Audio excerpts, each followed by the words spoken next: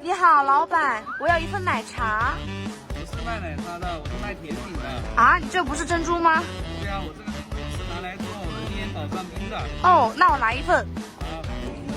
先在碗里面铺上一层红茶沙丁，然后再铺上一层芋圆，然后再铺上一层奥利奥碎，然后再加这个红茶沙丁。这个是你们自己研究出来的吗？对，因为重庆人都比较喜欢吃火锅，搭配上这个的话会非常解辣。